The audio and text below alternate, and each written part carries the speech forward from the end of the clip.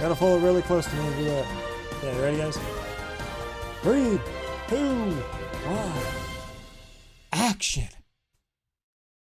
Breaking news! After 6 days apart, Bungie has just released its newest weekly TWID. Will there be really good information on this TWID? Or will it be just like the dev stream to where a lot of people in the community hated it and said it had a lack of content? I don't know, folks, about you, but we're going to go over this TWID right now. The news anchor, will not be announcing this TWID. In fact, it will be Real Player Z himself. He'll be going over the TWID with you, and hopefully, by God, there will be some useful information in this TWID. Back to you, Mr. Real Player Z. Once again, thank you so much, Mr. Z. Yes, ladies and gentlemen, you heard that right. It is a new weekly TWID that we're going to be going over right now. This week in Destiny, we open more doors, some could call them portals, into the Edge of Fate's Kepler destination, Armor 3.0, and our brand new gear tiering system. There's been so much to share lately, and today is no different. We'll be chatting more about our goals for the new systems and sharing more details about our updated season pass, the Rewards Pass. Here's the breakdown. Save the date again. Live stream recap, Armor 3.0, abilities, balance, tuning, season pass updates, Bungie date is coming soon. Let's dig in. Tune into our next developer stream. This week's was all about Armor 3.0, gear tiers, and sandbox. Next week, let's chat a bit more about Kepler and what's coming with the Edge of Fate. Join us on Tuesday, July 1st at 10 a.m. Pacific time for a second The Edge of Fate developer live stream. We're planning to give you a glimpse of the campaign, crank up the difficulty with the new world tier system, and let you see how this and all the other new sandbox changes come together. We'll also have the dev team on the floor ready to share many details about power, progression, the portal, guardian ranks, quality of life changes, and more. Got the Edge of Fate developer livestream part 2. Tune in July 1st, 10 a.m. Pacific time.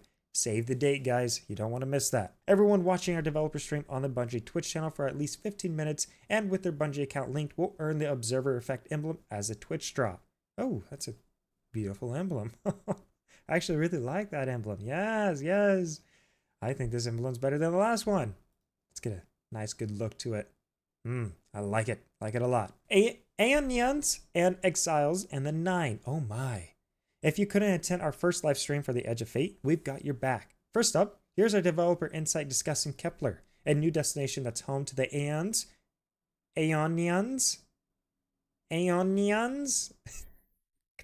Why can't I just say aliens? Why does it have to be Aeonians? Aliens. Let's just call them aliens. That's home to the aliens and the exiles. Their circumstances that have shaped their existence and the conflict they find themselves in. Also, new destination abilities, baby. That's right. Destiny Edge of Fate Developer Insights Mysteries of Kepler. Destiny 2 The Edge of Fate Developer Insights Mysteries of Kepler video right here on YouTube. Click that to go and watch it. Our developers also got to share more information about the new gear tiering system, where weapons and armor can gain bonuses the higher the tier, seasonal gear, artifact, and how they will interact with each other, plus Armor 3.0. This is Destiny 2 The Edge of Fate Developer Livestream on YouTube. If you missed that, you can go ahead and watch that. Department of External Observations. Incident Archive, item number 0881957.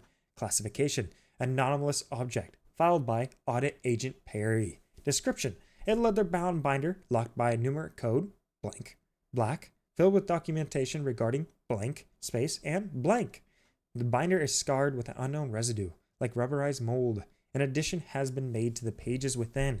Blank. Otherwise, the binder itself appears to retain its original properties and pages. Contains classified information. Information has been stricken from this audit. Agents may request access directly from Dear Moffat. I don't know who that is, but that'd be interesting to know who that is.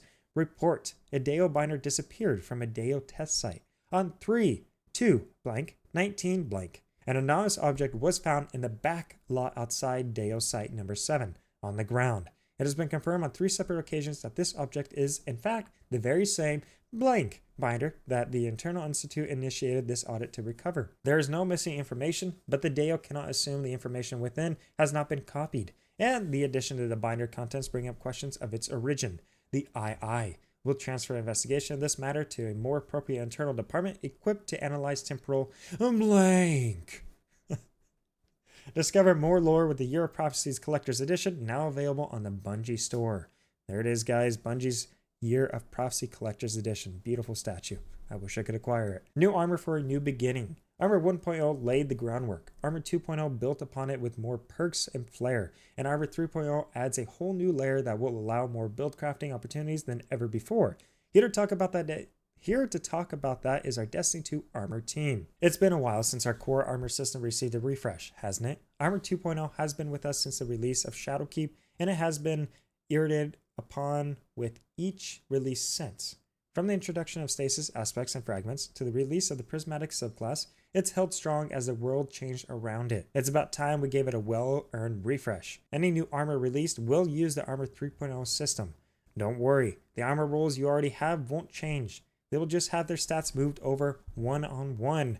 As described a couple of weeks ago, while the system was featured in the developer insight video linked above, here's a quick overview of how things will work. Set bonuses. Think of set bonuses like an origin trait for armor, a reflection of that armor's theme that you can fold into the way your build plays. Set bonuses are perks granted when you equip 2 and 4 pieces of armor from the same set. This allows you to either blend 2 separate sets or to commit to 2 bonuses from the same set. Each set bonus has been built with both approaches in mind, and we're looking forward to seeing what you creative guardians manage to put together with these new tools. The benefits that set bonuses provide cover a pretty wide range of options, from brand new effects to more similar tools and new package. We've included a pair of examples below, and we've got quite a few more in store at launch. So, if you prefer something better suited for staying in the fight, or for crucible dueling, there will be plenty of new toys to pick from. And as we can see here, we have 2-piece perk and 4-piece perk, Aeon Renewal, and Tech Sec. Now the 2-piece perk, Force Converter, after a final blow with missiles, rocket launchers, and grenade launchers, sprint for a short time to gain speed booster.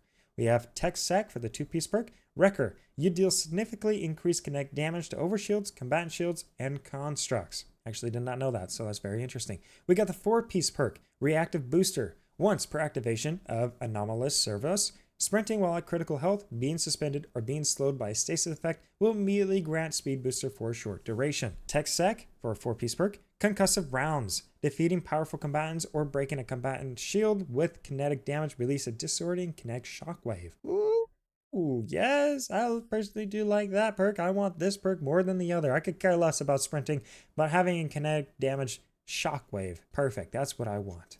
That's what I want. It's like kinetic tremors, but in an armor piece. That's pretty cool. I like that. Armor archetypes. One of the major focuses for us when we went, or one of the main. Okay, hold on. Armor archetypes. One of the major focuses for us when redesigning how armor works in the Edge of Fate was clarity. Not only do these changes help newer Guardians acclimate to more complex build crafting, but they also help experienced players quickly evaluate individual armor drops and decide what is the best fit for their build. Armor archetypes are a key part of that effort. Each Armor 3.0 drop has a randomly selected armor archetype. Each of the 6 available archetypes are themed around a specific playstyle and determine the 2 highest stats on each piece of armor. Each piece of armor will also roll with a territory or lowest stat randomly selected from the remaining 4 stats. The primary, highest, and secondary, second highest, stats determined by your archetype make armor reliably spiky. We've also updated the Armorer Ghost mods to increase the odds of a specific archetype dropping to make seeking out the best armor for you easier.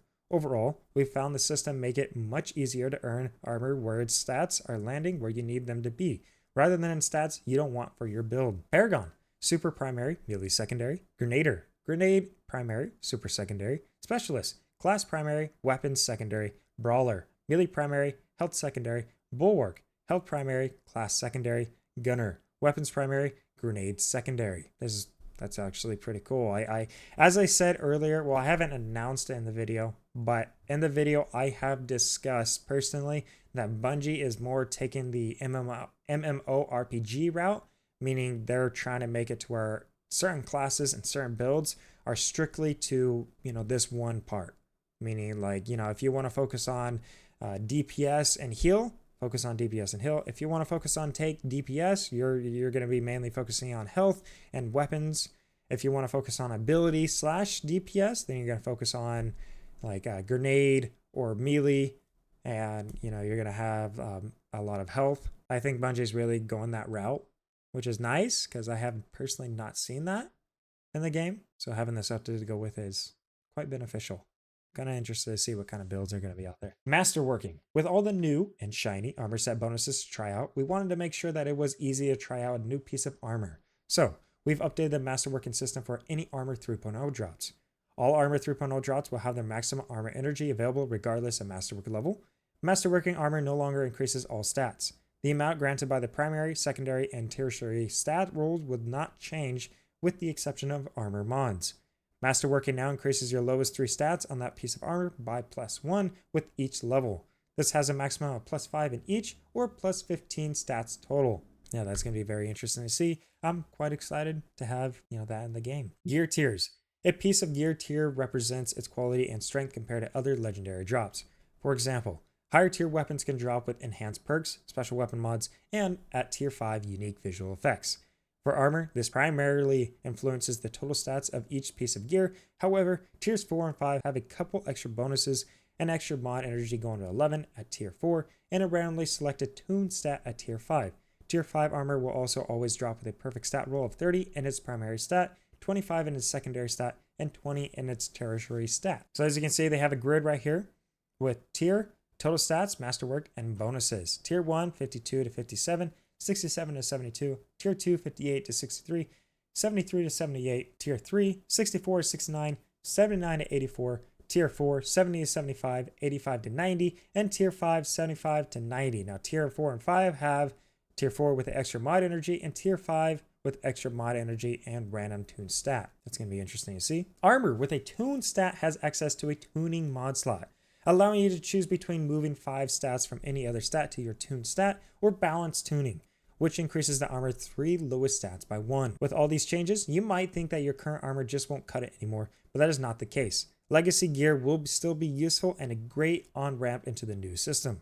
We'll have more information how to earn higher gear tiers, specific on weapon tiers, and more in an upcoming article.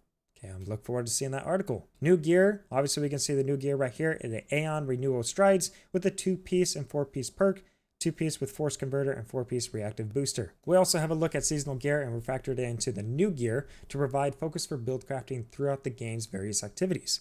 New gear can offer more lethality and PvE content, drop with seasonal bonus power, and receive bonuses from the current seasonal artifact. It is easily identifiable with a unique color border and an icon background so that you'll always be able to find it. Specific weapons will also be considered new gear. There will even be an exclusive PvP playlist where players must use new gear to face off against each other, with the intention being to create a more even playing field for newer players and to test out builds for those who want to experiment. New gear will include a 10% bonus for weapon damage and a 15% bonus for damage resistance. These bonuses will not apply to PvP or the contest mode of the upcoming raid. We'll have additional information at a later date on how the system works, what gear qualifies, and more. Now that's very interesting to see. I mean, there will be even exclusive PvP playlists where players must use new gear to face off against each other. That's honestly surprises me. I've never had that experience before, so it's going to be really interesting to see, okay, you want us to go against using all the same gear, so how's this going to turn out? Is it going to turn out good? Is it going to turn out bad? Is the community going to hate it? Is it going to be considered unfair? That is something that I'm willing to find out, and I would like to see when it gets released. The new gear will include 10% bonus for weapon damage and a 15% bonus for damage resistance, and it sucks these bonuses will not apply, especially for the contest mode of the upcoming raid. I wish it did. That sucks. I could care less about activating PvP, but for the upcoming raid, I really do wish it did. Okay, exotic armor. Long term, we hope to eventually add support for exotics to access the benefits of higher tiers using a dedicated system that reflects their nature as a unique centerpiece in your builds. Although this system won't be ready for the Year of Prophecy, we wanted to make sure that the exotic armor could benefit from armor archetypes and the Rework masterworking system. While your existing rules will be converted 1-on-1 to the new stats, new drops of exotic armor will be upgraded to Armor 3.0. This means they will have their stats determined by archetypes, receive the new masterworking system, and drop with full mod energy by default. While these drops will not have a specific gear tier, their stats will roll as if they were tier 2, 58 to 63 total stats. Once masterwork, this should be comparable to all but the very best Armor 2.0 rules. To make this transition a little easier, Ada 1 will be offering 20 free focus exotic armor per account to anyone who has tower access prior to the release of the Edge of Fate. Oh, that is awesome. Oh, I look forward to that. Yes. Yes.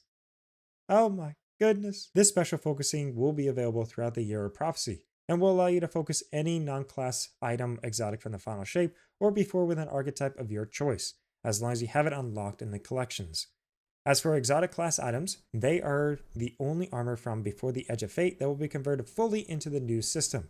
Each one will receive the maximum stats available for an exotic, 30 in the primary stat, 20 in the secondary stat, and 30 in the tertiary stat.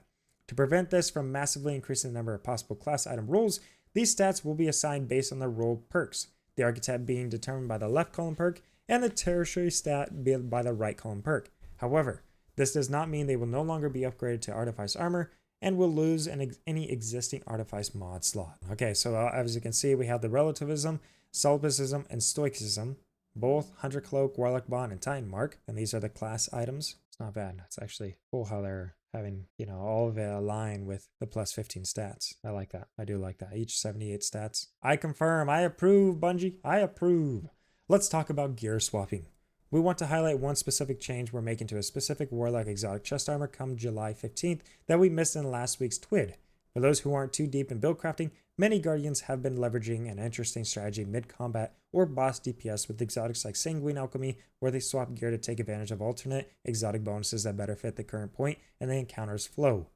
This is to maximize their efficiency and output, resulting in pumping out some incredible boss bakes, especially in Ultimatum dungeons.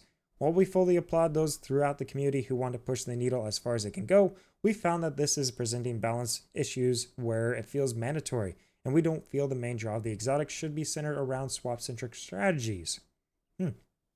Sanguine Alchemy. Swapping to this exotic combat will now apply a 10-second cooldown before its perk can be activated. Ooh, nerfed. Nerfed. Nerfed to the ground. Much like the changes to melee stacking in last week's TWID, we want to be able to make exotics that meaningfully change your gameplay, and at current, these types of behavior are constricting how much we can push that bar. The above change is a minor first step that's targeting one exotic during our launch window, but we'll be taking a larger approach later this year. When this whole stick fix is implemented, we will re-examine this change and see if it's still necessary. Featured exotics. Starting with the Edge of Fate, certain exotic armor and weapons will be specially featured, gaining the same benefits as new gear, and will change with each expansion and major update.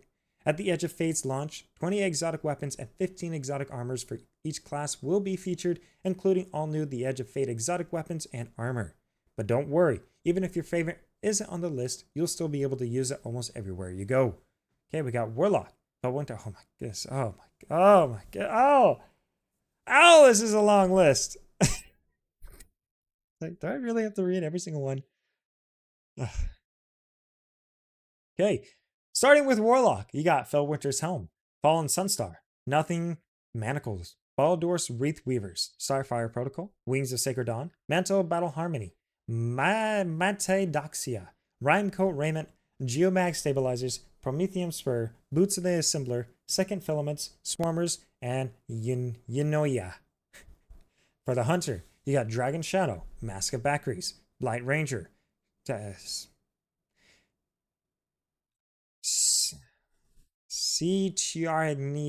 Facade. I said that right? Sartarknea. Sarachnes. What the? How do you even pronounce that? Sartarknes Facade. What kind of name is that? Sartarknes Facade. Gosh, that's such a bad tongue twister. That's what we're gonna say it. We got a Facade. Yes, that's it. That armor piece right there. Mask of Fealty, Kepri Sting, Oathkeepers, Aether's Embrace, Renewal Grasp, Caliban's Hand, Gifted Conviction, Lucky Pants, Star Eater Scales, Speedloader Slacks, and the Moray. Now as for the Hunter. For the Titan, we got Precious Scars, Worm God Carriers, Ursa Furiosa, Icefall Mantle, Point Contact Cannon Brace, Piergo Gauntlets, Wishful Ignorance, Crest of Alpha Lupe, Actium War Rig, MK44 Stand Asides, Paragon Greaves, Phoenix Cradle, The Path of Burning Steps, Ambient Leap, and Meles Panoplia. For the weapon, you have Dead Man's Tail, Wicked Implement, Outbreak Perfected, Barrow Diad, Lumina, Witchkeeper, Newland Beyond, Aegir Scepter, The Navigator, Arbalist, Centrifuge, Tommy's Matchbook, Choir of One, Polaris Lance, Graviton Lance, Ariana's Vow, Devil's Ruin, Hierarchy of Needs, Slayer's Fang, Lodestar, Legend of Acurius, Microcosm, Winter Bite, Worldline Zero, Finale's Augur, Third Iteration, Graviton Spike, and the Redacted. There you go, ladies and gentlemen. Long list. Oh, Sinaz, thank you. Cetarachnes. Is that really how you... That's really how you pronounce it? Balancing the scale of abilities. Stats and abilities go hand in hand, so it's only fitting that we share the remaining upcoming ability changes coming in the Edge of Fate. If you recall, we spoke about melee tuning and other various ability changes in last week's TWID, so check out that info. We spoke about prismatic changes a few weeks ago, but to summarize, it's been a bit too hot since release and has made some challenges trivial, so we're reining it in to be more in line with other subclasses. Oh, this is going to be interesting. This is going to be really, really interesting. Oh, what do they have in stock? What changes will you make? Is it going to be a buff or will it be a nerf? I guess we'll find out right now. Warlock, Prismatic. Reduce the number of fragment slots provided by the following aspects. Helion from 3 to 2. Bleak Watcher from 3 to 2. Dev Note. The abilities per minute of the Prismatic subclasses are very high, so we're pulling a small amount of efficiency out of their engines to achieve a healthier balance of gunplay and ability usage. Looking forward, we'll be working on making sure the Prismatic subclasses feel like they have a variety of great builds. Prismatic Strand. We recall Aspect. Can now generate threadlings on any final blow instead of just strand final blows.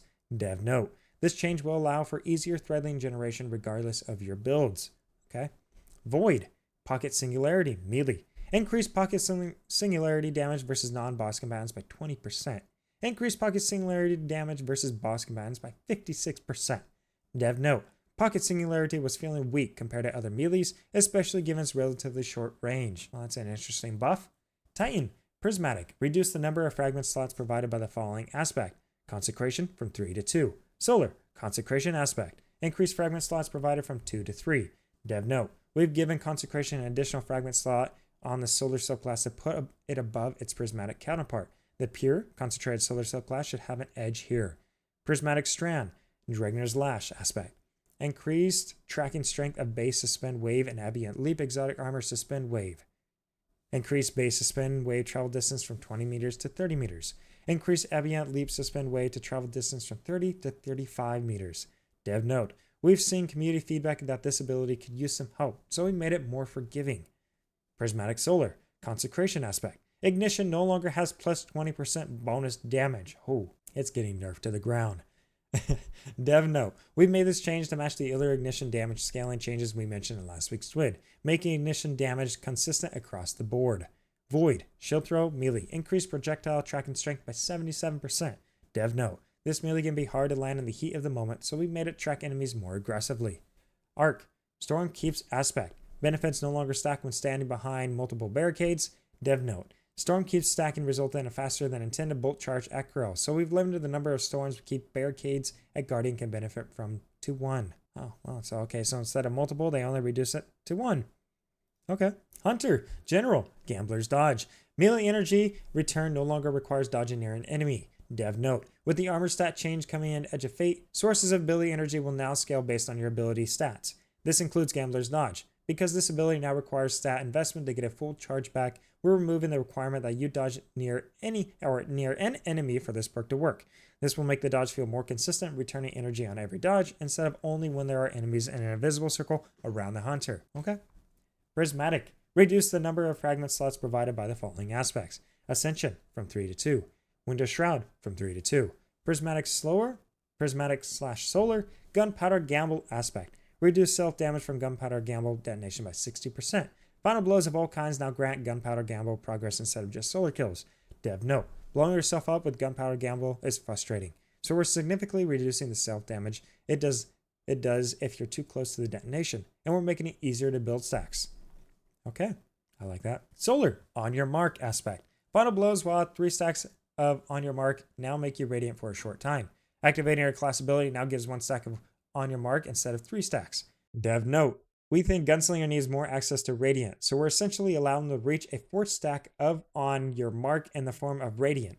Beyond this, we'll be focusing on further improving Gunslinger's kit in an upcoming release. Arc, Ascension aspect. Ascension can now activate the following perks: Armor Mods, Reaper, Powerful Attraction, Outreach, Distribution, Bomber, Dynamo, and for the exotics, Hoyle, class item, and Gray Falcon's Reserve Overshield. All classes general increase damage versus bosses, mini bosses, and champions by 15% for these grenades.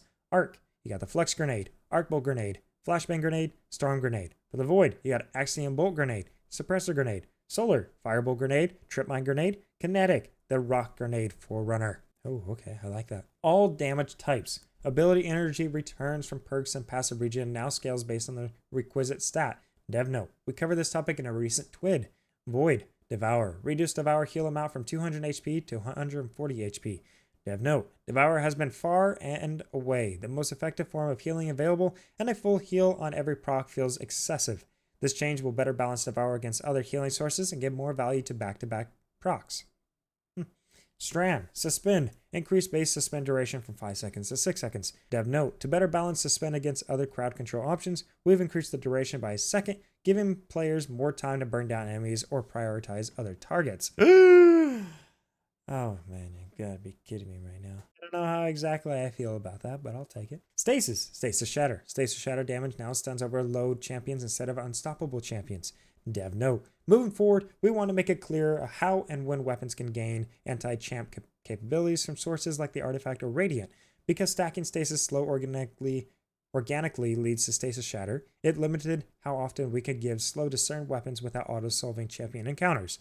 Overload champions are also harder to deal with than unstoppable champions in general, so more ways to bring down overload champions feels valuable. Unstoppable champions can be stunned by 3 other elements: verbs, blind, ignition, and suspend. Arc, Flux Grenade. Significantly reduce base cooldown time. Increase projectile size to make it a bit easier to stick targets. Dev note, we still want Flux Grenade to be a high damage skill shot, but the long cooldown and high accuracy required were too punishing. New rewards pass incoming. It's a new era of Destiny 2, and with that comes exciting updates to our seasonal pass model. Much like ye olden times, there will be 4 rewards passes available during the Year of Prophecy, and just like before, the cost for these rewards passes is being reduced to 1,000 silver. Thank God. But what we're really excited to announce is that every rank reward will be available to earn day 1. No more having to wait for a new act to launch to unlock more ranks. We've adjusted them to feel more rewarding too.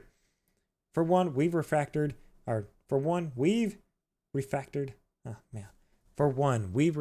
some boosts and added new ones, removing some that were determined to be less than desirable. The new boosts offer comprehensive bonuses that apply to a wide range of content as opposed to narrowly boosting specific season content. Activity Score Boost now provides a 50% score bonus on all portal activities when fully unlocked. Prime Engram Boost increases the possibility of desirable armor and weapon draws from portal activities. Weekly Challenge Boost allows players to complete their various weekly seasonal hub challenges faster, streamlining their access to additional high-value rewards. XP Boost has been refactored to apply a 40% bonus to XP earnings when fully unlocked, along with a 20% bonus to Fireteam member XP. Additionally, the total number of XP Boost items have been reduced to make space for additional rewards. Thirdly, we took a pass at a reward allocation to ensure that we are providing as much value as possible for all players. The allocation of various free rewards has been increased, and players will be able to acquire more cosmetic rewards within the first 100 ranks of the pass compared to prior season passes. With a return to 4 passes per year, we've reduced the pass ranks down to 110. Why the extra 10? You may ask. Well, they're extra special. While we set out to reduce the overall grind and remove the time getting introduced during episodes, we still wanted to preserve some aspects of the aspirational progression and chase rewards that our larger season passes provided. These additional 10 ranks are packed with valuable rewards for both free and premium players, require 500,000 XP each to earn, and can only be acquired through gameplay. While we have ensured that the first 100 ranks provide more value than ever before, we hope that you also enjoy having additional rewards to chase after achieving rank 100. That's interesting. I like it. Bungie Day is almost here. No, we didn't name this day ourselves. Our community did. And we'll have more to share about the Day of 7 soon. As part of our annual celebration of you, the Bungie Foundation team is back to host another iteration of Celebrity Chaos. As part of their continuing mission to help reduce distress and suffering in children through entertainment, and partner with humanitarian aid organizations in times of natural disaster and crisis, the team is here to talk about 7th Column Chaos. The moment you all been waiting for. Hey there, Guardians. Bungie Day is right around the corner, and we can't wait to once again celebrate the chaos, competition, and compassion of our Lightkeeper community. Bungie Day officially kicks off on 7/7 and will run through 7/29, and with it returns the second edition of our 7th Column Chaos PvP tournament. 16 teams made up of Bungie Foundation supporters will sweat it out in the Crucible, battling through chaos modifiers to earn bragging rights and bring glory to their NPC mascots. Will the Sweeper bot-led Dust Bunnies and Team Captain Clean Plays be champs this year? Or maybe returning with winner Defizzle and Colonel's Revenge will push for the title again. Let's lock in and have some fun for a good cause. Matches begin on 7/7, so stay tuned to the Bungie Foundation social channels for match times. Hey, we got the Paracoastal Ponies, Man Buns, Forget It, Six-Legged Freaks, Crash, Dust Bunnies, Coin Flippers, Unstoppable, Ayatitude, Tentacles, Colonel's Revenge, Scandals, Postmasters, the BFFs, Danger, and the Exiles. Each has a different amount of players on their team, 3 per team, and really interested to see how this tournament goes. Of course, with a new campaign comes a fresh wave of rewards to power through the work we do together, improving children's health and well-being through our Little Lights program, delivering rapid humanitarian relief, and building inclusive, welcoming communities for all. We're bringing back 7 fan favorite emblems, plus an awesome slate of brand new items so you can rep the Bungie Foundation and push our vital work even farther. We'll have more details to share soon. That's a nice emblem. It's a really, really nice emblem. Oh, Steam Summer Sale. Now is a great time to catch up on past content you may have missed. As part of Steam Summer Sale, our Destiny 2 expansion bundles and packs will be discounted at up to 92% off starting June 26th and ending on July 14th. That's perfect. Why not just make it free, Bungie? Why not just make it free? Make it free. Free for the love of God. Not a big discount. Make it free. This will change your last chance to buy the Final Shape and Annual Pass or the Light and Darkness Collection before they are delisted on July 14th. Destiny 2, the Light and Darkness Collection at 85% off. Destiny 2 Legacy Collection 2024 at 90% off. Destiny 2, the Final Shape and Annual Pass at 80% off. Destiny 2, the Final Shape and Annual Pass upgrade does not include campaign at 80% off. Destiny 2, the Final Shape at 75% off. 92% off Lightfall, the Witch Queen, Beyond Light Pack, Shadowkeep Pack, and Forsaken Pack. 92% off is a really weird number. Yeah, it really is. Player Support Report. Known Issues List. The MMXXIV title is no longer available. The Ascension aspect isn't working with certain armor mods and exotic armors. The Champ title has lost its gilded status. Steps 6 and 9 of the Drowning Labyrinth quests aren't able to be completed by some players. Due to this quest being a fix between character scope and account scope, if you have an alternate character and make progress on the quest, you need to play on that character to get back into the correct research paper level for your main character. Sometimes in the DRLI's exotic mission, the Taken Relic can drop below the surface during the Vrishk encounter. When tracking Akor's Drowned Labyrinth quest, completion of certain steps may stop progress on the next steps. Memento shaders can be previewed on armor in the armor management screen. This is not intended, and mementos aren't being considered for use on armor. Second Filaments and Spirit of the Filament can't grant Devour while Facile Protection is equipped. Now, if there's one thing I should say, I really, really do wish they had mementos on armor, because it's a really nice color and it would be a really nice change, and it would be a really, really nice, exclusive shader just for you. So I really hope they keep that. I really hope they change their minds and say, hey, you know what? We're not taking this away. We're exclusively adding it to armor because we can already preview the armor set. And on top of that, the shader looks nice. I personally love the Trials Memento shader because it looks great on armor. And I wish that I could have it on my armor right now. So please keep that in. I don't want that going away. I would really love to have that in the game, as the community might be a little happy. Orbs pondering Artist of the Week. How many people will go insane if they ponder the Orb of Toland? It's something to think about as you view this art piece of Eris and Toland. Okay, here it is. Oh, it's bringing me to X. Why is it bringing me to X? Okay. Eris and Toland. That's not bad at all. I personally do like the Eris artwork. The Toland, that's nice. It really is nice. I do like the white glow of the Toland. Can't tell if she's holding a sword or not. Either way, it's a really nice art piece. Nice work. Snappy Healing. Movie of the week. Sometimes Titan just want to tank, and what better way to do that than with a healer by your side, healing you as you enact carnage across the battlefield. Let's watch it.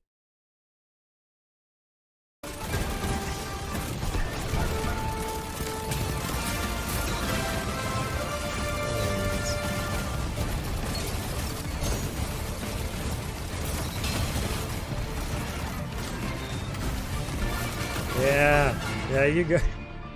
You go, Titan. You go. I love that.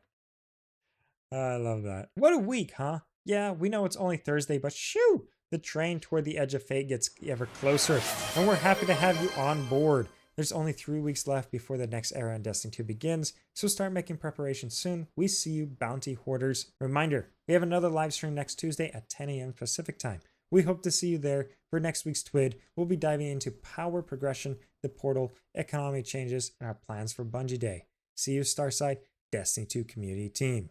P.S. We'd like to take this time to celebrate a kindergarten out there. He just turned 3, so it's a huge milestone in his life. His dad has happily shown him and photos of him off in meetings ever since he was born. So we've all been particularly interested in his development these past 3 years. Please help us by wishing Kai a happy birthday, or as his dad put in his request, happy birthday and a word art. Kai, has the SD crossed his son? Anybody know? Well, I'm saying happy birthday to you, Mr. Kai. I hope all is good for you. And we're always a pleasure to have you in Destiny 2, you new light, aka Guardian. All right, ladies and gentlemen, that's it for this weekly TWID. Man, that was such a long TWID. Holy cow, I don't even need to read a book. I can just read a TWID. If I ever need help with words, read the Bungie TWID, full of information and full, well, of words. Some you can't miss, and some, well, you have a hard time saying. Honestly, the amount of times where I mispronounced a word or had struggle or having cotton mouth and trying to read the Destiny TWID is not helping. Oh man, that's not helping at all. That's a long TWID. Long TWID. Jackson, I can't believe you redeemed the hydration when we're doing the TWID.